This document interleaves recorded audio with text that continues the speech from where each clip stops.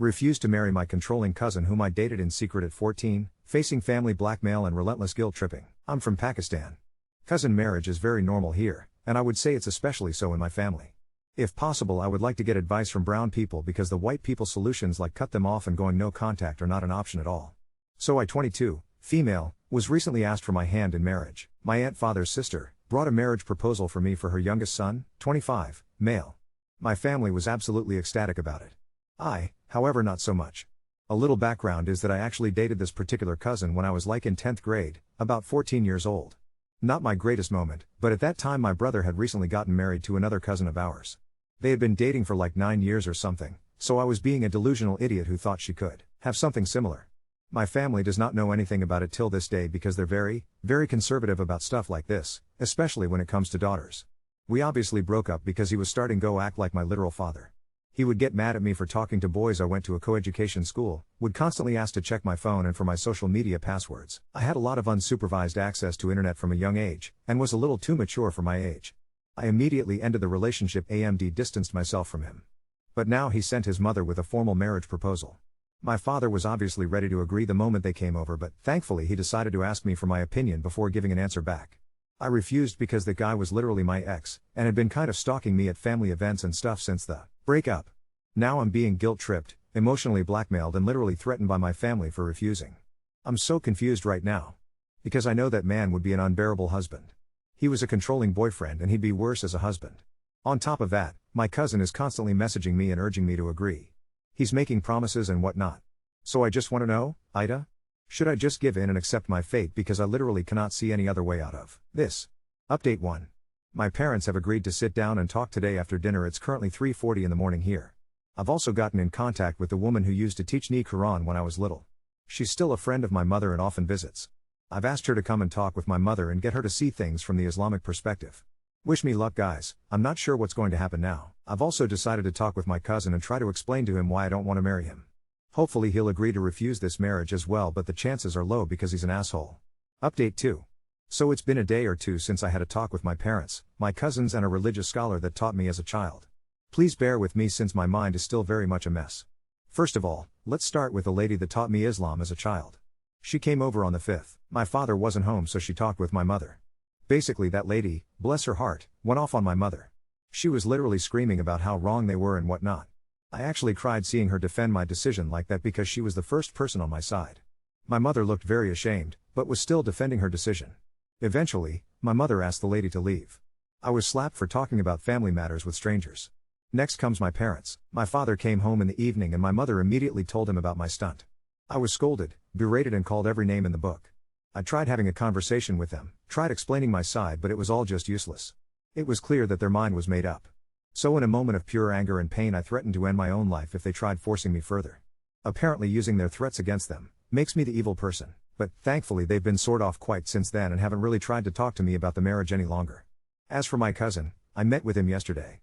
I called him and asked to meet during my internship hours as to not make it suspicious. That asshole thought in his delusional little mind that I called to reconcile with him.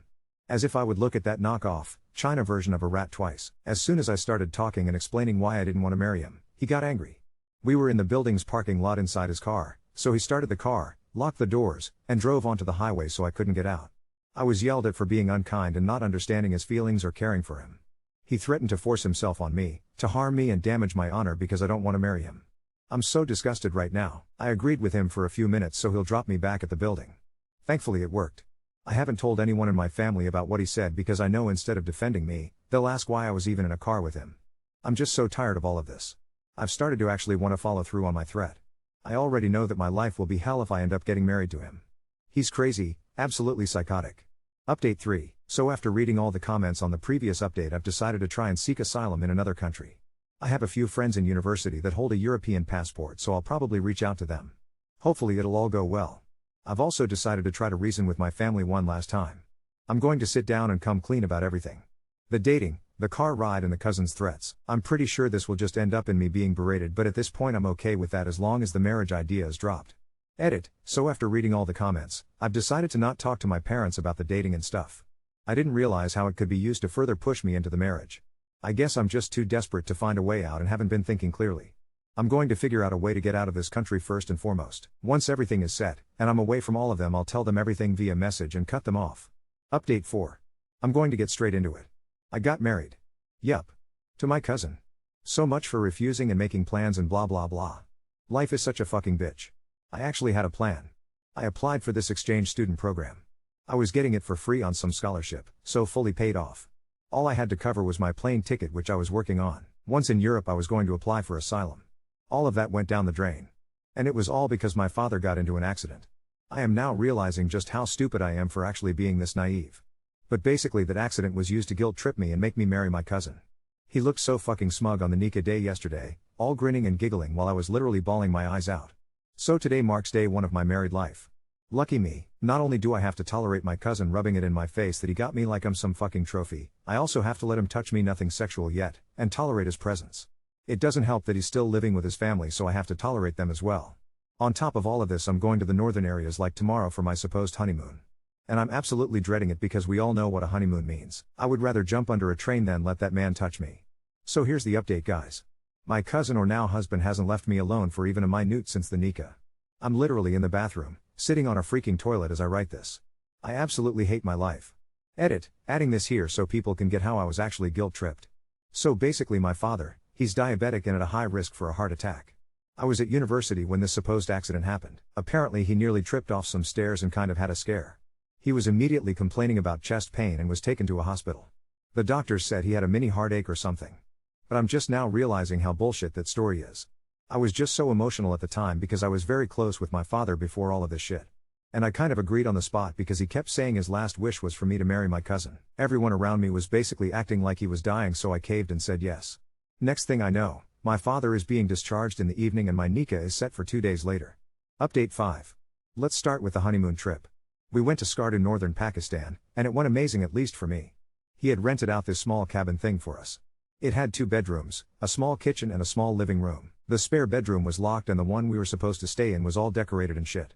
Apparently he had one of his friends from that area have it decorated with roses, candles and lights. Basically trying to set the mood or whatever. The mood was in fact ruined very soon after. The moment I walked in, the first thing I did was scream about having to share a bedroom with him. I ruined the decorations, threw out the candles, pulled down the lights and then locked myself inside. He had to get the other bedroom unlocked and sleep there. The next day we went sightseeing and I would refuse to walk next to him. I'd even sit in the passenger seat of the car he rented. I wouldn't take any pictures with him, would yell at him and wouldn't let him touch me at all. When we got back to the cabin, I locked myself inside again. The next day was exactly the same, except the part where I spent his money on ridiculous things. When we got back to the cabin we had an argument. I called him every insult in the book, followed by throwing a vase at him and then locking myself inside the bedroom again. I guess he complained to my parents because as I was getting ready to sleep my father called. I did not pick up. So the entire night my phone was ringing with multiple calls from multiple family members, including his family. At one point he even knocked on my door asking me to pick up my parents' call, but I refused. The next morning while I was eating breakfast my parents and his were on a group video call with him. He turned the phone towards me and they tried talking to me. I didn't reply at all and basically told them all to fuck off and that they were dead to me in Urdu, of course. What followed was a series of arguments, and then eventually him having to cut the trip short. Since the day I have come back all the elders in my family have been trying to get me to understand how unfair I'm being and blah blah blah. It's annoying but I deal with it because I get to insult them as much as I want. Me and my cousin have also been sleeping in different bedrooms as of now because I threw cold water on him while he was sleeping. He hasn't tried to touch me again after the vase incident on the trip. His family has tried to lecture me but they gave up after I insulted them and my dearest husband told them to leave me alone. I am not talking to my parents or brothers, they're all blocked. My in-laws have stated to avoid me and my hubby dearest has given up on me. I guess the trophy isn't so appealing when it starts to refuse him. So that's it for now. Update 6. I think I'll just start at exactly where things spiraled, because if you told 14-year-old me dating her cousin in the back corner of a family wedding that someday I'd be married to the psycho and launching an all-out cold war in his family's house, I'd have said you were insane. But here we are, and let me tell you, things somehow got even weirder. After the last update, my husband, still physically cringe when I type that, shifted his entire approach. In the week after the Skardu debacle, he seemed to switch strategies from force her to like me to pretend to be chill, maybe she'll thaw out. He started acting like one of those fake woke brown boys you see on Instagram, posting stoic quotes about letting go in order to heal, but in real life he turned into a ghost. I'd wake up, go to the kitchen, and he'd already be out or locked in his room with his PlayStation. The family would glare at me at breakfast, but he would just nod and barely even look at me. I actually didn't hate this. The suffocating attention was gone and the coldness suited me just fine. But, as always, nothing stays simple for long. Drama follows Brown families like moths to flames. One night, his eldest sister, let's call her API, cornered me in the laundry room. She looked at me with this weird mix of pity and annoyance and said, under her breath, "You think ignoring him will keep you safe? The elders are talking about sending you both to some marriage counselor auntie in the village." My stomach dropped. If you know, you know, those counselors are less therapy and more fix-the-girl workshops. She handed me her phone and whispered, "You need help that isn't from here. Don't trust anyone." Shaken, I asked her why she was being nice to me. She just shrugged, "No woman deserves to be forced. Even idiots like you." I wanted to hug her and slap her at the same time. My cousin/husband must have heard about this, because the very next day he left his job and came home 2 hours early. First time I'd seen him home before dinner since Skardu. I braced myself for a showdown, but he just sat across the room and, for the first time ever, spoke to me without that smug tone. "I know you hate me," he said, "but do you really want both of us stuck in this mess forever?" It took me a second to register. Was this an actual human moment? He confessed, grudgingly, of course, that he wasn't enjoying the situation either. His parents were pressuring him to either fix me or file for divorce, but divorce would mean the ultimate family dishonor, for both sides. We had a real talk. The first real one, honestly, since that day back in intermediate when I dumped him by text. For an hour, we sat across from each other, trading complaints and disappointments. He didn't apologize for being psychotic, and I didn't apologize for being impossible. But we reached a sort of shaky truce. Neither of us wanted to be married, but we also didn't want a public circus. In a very Brown way, we agreed to cooperate. That night, I texted API and told her I was going to try and work with her brother to buy time and figure things out. She sent back a wink emoji and some advice about hidden bank accounts. Ha ha ha. Not joking, she literally has one and offered to help me make one too. But then, as if on cue, the in-laws escalated. They began holding daily family meetings. My phone was confiscated for 2 days. Thank you API for sneaking me hers at night. My own mother started sending voice notes about how my married voice must be gentle and obedient, laced with passive-aggressive threats about how she wouldn't survive another hospital trip for my father if this continued. Classic emotional terrorism. At the third family meeting, things reached peak melodrama. My father-in-law declared that if things weren't solved, they'd be sending me back to my parents' house, but without an official divorce, a sort of house arrest. My parents, in a voice call, barked about is it. Someone suggested a baby, children will fix everything. I nearly threw up. That's when my cousin/husband and I enacted our truce, public united front, private indifference. We started playing the roles.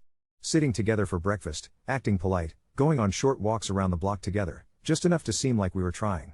We took photos together, never smiling, but my acting has improved. The family seemed appeased. Temporarily. But under the surface, we were plotting. I started applying to jobs and programs again, quietly, with API's help. I reached out to some NGOs through a burner email API set up for me. God bless the IT crowd. My cousin/husband started hinting to relatives that he needed to look for opportunities abroad. API said her eldest daughter wanted to study in Canada and needed company. For once, we were all on the same team. Get at least one of us out. All of this secrecy, the plotting and faking, is exhausting. But one good thing came of it. My parents and in-laws backed off from suggestions of marital consummation. I made it clear, with API and my cousin/husband backing me up in front of everyone, that nothing was happening until trust was built. Miraculously, for now, they accepted it. Now the family is distracted. My brother's wife is pregnant, with twins, my cousin-in-law just got engaged, and the entire focus has shifted, for the time being, off my disastrous marriage. I even got approval to start a course at a nearby university, for education, so you can be a good homemaker. My mill sniffed, but I took it anyway. Another excuse to leave the house, and maybe get some access to the internet, to my own money, or to more resources. API and I made a new rule, one small act of independence every day. So far, we've managed to open a hidden joint bank account, join a women's gym under false names, I am Nadia now, apparently, and covertly build LinkedIn profiles. My cousin/husband, for his part, mostly leaves me alone now. We actually have brief, almost normal conversations about how much we both want out. It's not freedom, but it's not the prison it was on Nick a day, either. Some days, I feel hopeful. Some days, I am furious. But for now, I have allies, secret plans, and for the first time in months, a sliver of hope. The family still thinks there's a happy Brown ending coming, but only I know that, when my chance comes, I'll be gone so fast they won't even have time for a new family meeting. Update 7. First off, remember how API and I were running covert ops to gather resources and plot my future escape? Well, our carefully crafted act like a happy married couple for show, ignore each other in private truce worked a little too well. It bought us breathing room, but also made the family think progress was happening. And the Brown family timetable for progress moves at hyperspeed. Out of nowhere, my mill threw a grand family lunch, inviting every relative within 100 kilometers to celebrate new beginnings. I got 1 day's notice and was expected to help cook. But here's the plot twist. API's husband's sister, who I'd only met twice, showed up and started asking me really pointed questions about my education and plans. She's the rare sort who did her law degree, works with a women's legal initiative, and honestly, she seemed way too sharp for family drama. I played dumb, but I saw her eyeing the way my cousin/husband and I barely looked at each other. After lunch, as I was helping clear dishes, the nosy lawyer lady caught me in the hallway. "If you ever need legal help," she whispered, "I know what girls like you look like. My WhatsApp is on your sister-in-law's phone." It seems like the universe decided to gift me connections exactly when I needed them. Meanwhile, my own parents started calling daily again. Randomly. Coincidence, huh? My brother's wife was rushed to the hospital for an early delivery scare. All's ultimately fine, and my parents ramped up the emotional blackmail with "Look at how important family is. Don't be the reason your siblings suffer." The levels of guilt tripping would impress a Desi Oscar panel. But then, out of nowhere, actually in the middle of dinner, my cousin/husband's father stood up and made the announcement. "From today, our daughter-in-law will be head of accounts for the family business. She will help check the books." You guys, I don't even have a commerce degree. This was a transparently obvious move to trap me at home, and maybe, they suspected API and I were up to something. API and I panicked. Nights after that were spent whispering, plotting. She confessed the family had remotely accessed her emails before. So, that week, we upgraded our operational security, downloaded encrypted chat apps, bought a second-hand basic phone, thank you, women's gym locker rooms for secret phone swaps, and even opened a totally new bank account in our favorite chai dhaba owner's name, a family friend who is totally on our side, go figure. And just when I thought my life had gone full detective novel, the next bomb dropped. My cousin/husband let it slip that his parents were pressuring him to try a little harder to win me over. Barf, apparently, the family was floating the idea of taking me to a Pir Baba for a spiritual solution. I can't describe the existential nausea this kind of announcement gives a Desi woman. It's like knowing you're about to get thrown into a washing machine for your soul. Then, the final event that changed everything happened last Friday night. There was a massive power outage. Mid-blackout, I hear a weird crash from the backyard and, long story short, go outside, paranoid as always, to investigate. And there, trying to cross our back wall, was a familiar silhouette, my childhood friend Saba. This is the first time I'd seen her in person since the nikah. She had gotten wind, probably through mutuals, of my situation, and she did the unthinkable, climbed the freaking wall like some Netflix protagonist. As soon as she saw me, she hugged me and burst into tears. Which was wild, because I was the one supposed to be falling apart. She said she couldn't stand watching from afar, that she was going to help me get out, and, here's the kicker, she'd just gotten a job at an NGO in Islamabad that specializes in women's legal rights and refugee relocation. We spent half an hour, in almost complete darkness, making crazy plans. Saba showed me her work ID, told me about a semi-secret house the NGO uses as a halfway home, and swore she would help get documents for me. She said there were bits of my story she'd guessed from mutual friends, but seeing me hiding in my own garden in a literal blackout had convinced her I couldn't survive here much longer. When the lights came back, she slipped away, promising to text me from an encrypted number. I ran inside and, under the guise of helping API detangle string lights, told her everything. By morning, we had a plan, and this one was bolder than anything we'd dared imagine before. So, here's where we stand. 1. Saba will start the paperwork, quietly, through the NGO, for me, Chai Daba Uncle, and API, who's now committed to escape too, though her route will take longer. I made copies of my ID and all relevant nikah documents, and, no exaggeration, I smuggled them to Saba wrapped inside a leftover naan, because nobody in a brown house checks for contraband in carbs. 2. The Pir Baba appointment is scheduled for next Friday, but I might not be there by then. 3. The head of accounts appointment has given me full access to the family's computer room, which just so happens to be the only spot in the house with semi-unrestricted Wi-Fi. Yesterday, locked into my new official desk, I sent out 6 job applications, applied for another student visa, and snuck a frantic message to my old university supervisor asking for help. No clue what will come of it, but it's the boldest I've been yet. API and I have a code word, biryani, for dropping everything if things go sideways. Saba is this close to getting me a temporary phone under her NGO's account, and Chai Daba Uncle has agreed to let me use his daughter's name on paperwork if I need backup. The mood at home is tense. The family can sense something's up, but they're sure it's just me being moody or missing my own folks. My cousin/husband? Funny thing, he's turned into the world's most awkward fake bestie, covering for me when his parents ask too many questions, but otherwise mostly ping-ponging between let's keep up the act and let's check out Canadian job sites. I don't know if freedom is days, weeks, or months away. But for the first time since this disaster started, there's a real plan with real people behind it. I've got Saba on the outside. API, and, surprisingly, even my cousin/husband. Honestly, maybe just for his own selfish freedom, on the inside. Chai Daba Uncle in the middle, a lawyering in-law ready to spring into action if things go wrong. Every moment now is either adrenaline or sheer exhaustion. But I will get out. Maybe not right now, maybe not before this Pir Baba tries to extract genes or whatever, but soon, inshallah. Update 8. I barely know where to begin, and honestly, I don't even know which ear to trust my heart with anymore. If you've been following along, you'll know the last update was the wildest montage of Brown family drama, underground, sisterhood, and Chai Daba espionage of my entire existence. But this past week? Absolute madness. It started on Monday when I went to the family business to head the accounts, read, be monitored doing fake tasks for hours, and I caught my cousin/husband, let's call him Z, animatedly whispering in the stairwell with his father. I was tempted to tune it out, since most of their let's fix our wives talks end with someone telling me to smile more, but 2 snippets hit me hard, my name and passport. Suddenly, all my air left the room. I managed to slide out early, pretending I had a migraine, honestly pretty close to the truth. Back in my room, I texted API the code word, biryani. Get ready. Something's up.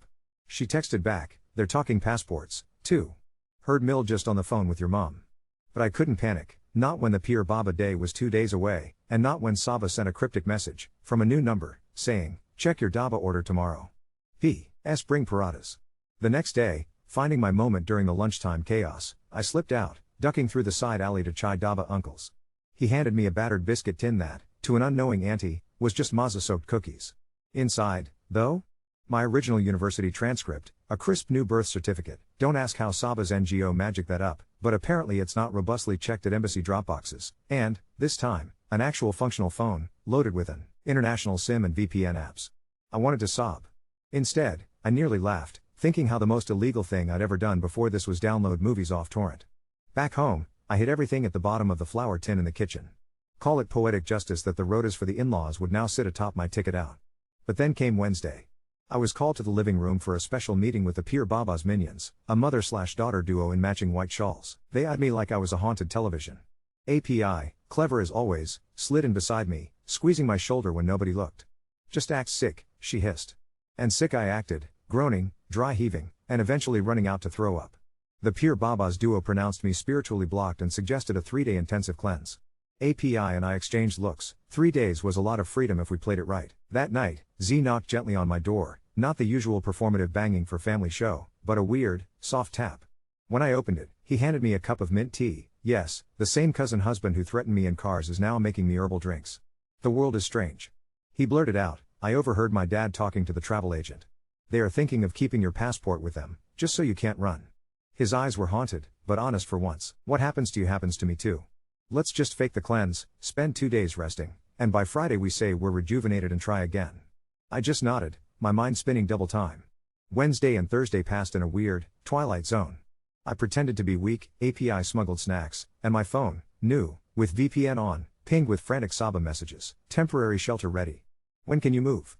Send me your step-by-step tomorrow. API started packing a small bag for herself. If I don't escape with you, I'll follow after a week, I promise. Then Friday came, the day of the cleansing completion, and with it, chaos. At breakfast, Z's mother started crying. A sure sign something major was about to go down. His father, in his thunder voice, declared that for the honor of the family and for your own safety, all passports would be surrendered for safekeeping. I made my face go blank. When they asked for my passport, I said, it's at university. Needed it for my pending exam paperwork. The lie came out so easily, I scared even myself. They looked suspicious, but university bureaucracy is the one villain everyone dreads, so they let it go for the day. I used that crack in their armor. While the family debated which Baba specialty blend would fix me, I was in my shared room, using the new phone, finalizing everything with Saba. She sent me a pin drop on Google Maps, tonight after 10. Driver will honk once. Wait 7 seconds. If no one answers, walk to corner and slip into white car. Nothing about this felt real. API and I spent the afternoon baking a massive carrot cake for Friday lunch, because brown girls can't just pack and leave, we have to overfeed everyone first. After dinner, family gathered to watch some slapstick serial, and during the commotion, a spilled chai, courtesy of API's trembling hands, I slipped to my cupboard, grabbed the bag, slid into my old abaya and left the house, past the cousin-in-law's room, past the snoring uncle, out into the sticky, gaslit Karachi night. Outside, my heart threatened to explode while I waited at the wicket gate. A mad 7 seconds, the promised white Corolla, and Saba's head scarf poking out the window. Get in, idiot. I didn't even check if I was being followed. The ride to the NGO house was tense. Saba handed me a burner phone, a hoodie, and the carrot cake, for luck, and repeated, nobody here trusts anybody. Use fake names, act shy, and sleep with your bag under your pillow. Lawyers will call in the morning. At the shelter's gate, I hugged her so hard she squeaked, and that's when I broke, crying into her shoulder. But not for long, because strength, these days, comes in 5-minute doses. At the house, mostly women. Some with stories worse than mine, all of us with dead tired eyes and hard-won smiles. The matron said I was a lucky one because I had people helping. I never felt less lucky, but it felt like hope. Last night, for the first time in more than 2 months, I slept in a room with a door I could lock from the inside. This morning, I awoke with 4 missed calls from my family and 3 from my in-laws. They must have realized I was missing. For once, I let the phone ring. API isn't gone yet, she texted. Soon, we'll call from biryani number. Z texted, too, I'm glad you left. I'll cover for as long as I can. Good luck.